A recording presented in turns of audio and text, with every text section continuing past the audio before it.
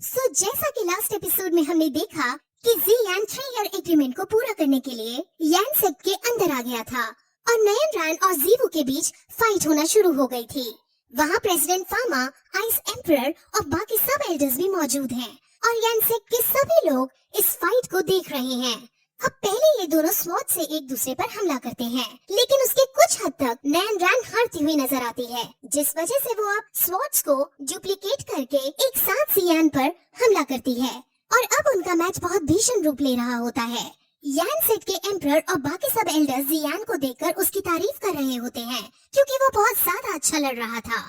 यानसेट के बाकी वॉरियर्स भी जियान और नयन रैन दोनों की तारीफ कर रहे थे क्योंकि आज पहली बार उन्होंने नयन रैन को फुल पोटेंशियल में लड़ते हुए देखा था। नयन रैन को आज किसी भी कीमत पर जीतना था क्योंकि आज के मैच से उसके सिक की इज्जत भी जुड़ी हुई थी।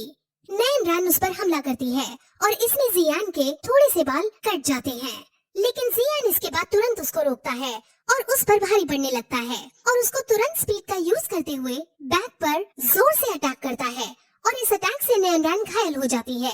यानसेट के सभी लोग डर जाते हैं, लेकिन एम्परर को भरोसा था कि नयन रैन इस अटैक को सहन कर लेगी और अब नयन रैन अटैक सहन करने के बाद फिर से उसे लड़ने आती है और अब वो और भी ज्यादा एनर्जी में जियान पर हमला करती है। प्रेसिडेंट फामा और उसके साथ बैठे मास्टर जियान की स्किल्स के बारे में डिस्कस करते हैं क्योंकि ऐसी स्किल्स उन्होंने आज तक नहीं देखी थी। अब नयन रैन को गुस्सा आ जाता है और वो स्पीड में तेज तेज गोल गोल घूमना स्टार्ट कर देती है। सबको ये लगता है कि जियान अब तो समझो गया, लेकिन जियान जमीन पर एक किक मारता है जिससे भूकंप सा आता है और नयन रैन की स्पीड रुक जाती है। अब ऐसा स्टेप पहले भी जियान को करते हुए एक आदमी ने देख रखा था और उसको थोड़ा शक होता है कि कहीं ये वही आदमी तो नहीं, लेकिन फिर वो मैच देखने लग जाता है और अब मैच के अंदर नयन रैन जियान की एबिलिटीज और स्किल्स को देखकर बहुत शॉक होती है।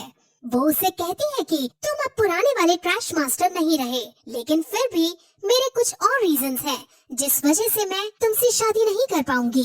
अब वो फिर अपनी फुल स्ट्रेंथ में आ जाती है और सब उसको देखकर बहुत ज्यादा विस्मित हो जाते हैं क्योंकि नयन रैन ने आज पहली बार अपनी फुल स्ट्रेंथ दिखाई होती है।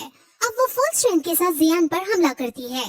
वहीं दूसरी तरफ यूजी जो 3 ईयर एग्रीमेंट को देखने के लिए यहाँ आ रही थी, वो रास्ते में एक आदमी को नोटिस करती है जो अजीब सा था। हालांकि वो बहुत तेज स्पीड में था, इसलिए यूजी उसको देख नहीं पाती, लेकिन अब यूजी समझ जाती है कि ये आदमी जरूर कोई खतरा है, इसलिए यूजी उस आदमी के बारे में पता करने के लिए उसके पीछे जाने लगती है। वही मैच को देखने के लिए गुहे और उसका डिसाइपल मिस्टर लियो आ पहुँचते हैं और अब वो सभी मैच को देखने लगते हैं। लड़ाई के अंदर अब जियान भी अपने आसपास एक आर्मर क्रिएट करता है और उसके अंदर से बहुत बड़ा ऑरा निकलने लगता है और ये ऑरा नयन रैन से भी बहुत ज्यादा था। अब उन दोनों में ऑरा का यूज करते हुए स्वॉर्ड फाइट होने लगती है और उनकी फाइट बहुत आइकॉनिक लेवल की चलती है। उनके अंदर से इतना ज्यादा ऑरा निकल रहा था कि आसपास बैठे लोग भी इससे अफेक्ट हो रहे थे। लड़ते लड़ते नयन रैन जियान से कहती है कि तुम नहीं समझ पाओगे कि मैंने तुमसे असल में शादी क्यों तोड़ी, जिस पर जियान कहता है कि शायद मैं नहीं समझ पाऊंगा और फिर जियान अपनी तलवार से उस पर जोर से हमला करता है। उनमें इससे फाइट होने लगती है। नयन रैन कहती है कि मैं जानती हूँ कि तुम्हारे अंदर मेरे लिए कितना गुस्सा है, लेकिन मैं कुछ नहीं कर सकती, मुझे अपनी सिक की इज्जत बचानी ही होगी। जिस पर जियान कहता है कि मैं तुमसे नफरत नहीं करता हूँ। असल में वो उससे नफरत नहीं करता है, बल्कि उससे बहुत ज्यादा नफरत करता है।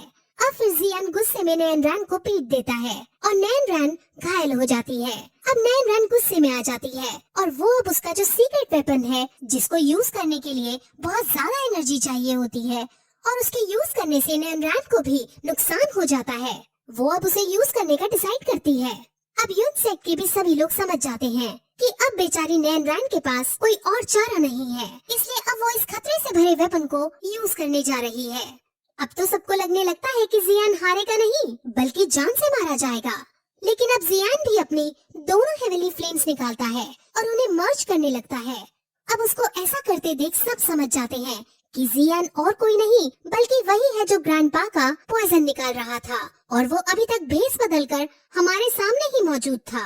अब सबके चेहरे यहाँ पर देखने लायक थे और सब अब समझ जाते हैं कि जियान का मुकाबला उनकी बेटी नहीं कर सकती है।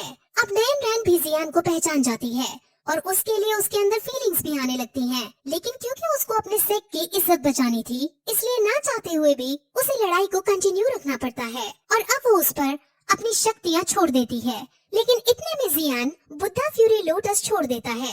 नयन रैन की सारी ताकत, उसका सारा ऑरा बहुत प्यार से और बहुत आसानी से बुद्धा फ्यूरी लोटस में डिसॉल्व हो जाता है और बुद्धा लोटस फ्यूरी नयन रैन पर अटैक करके उसके पीछे जाने लगता है और फिर इस पॉइंट पर ये एपिसोड यही खत्म हो जाता है।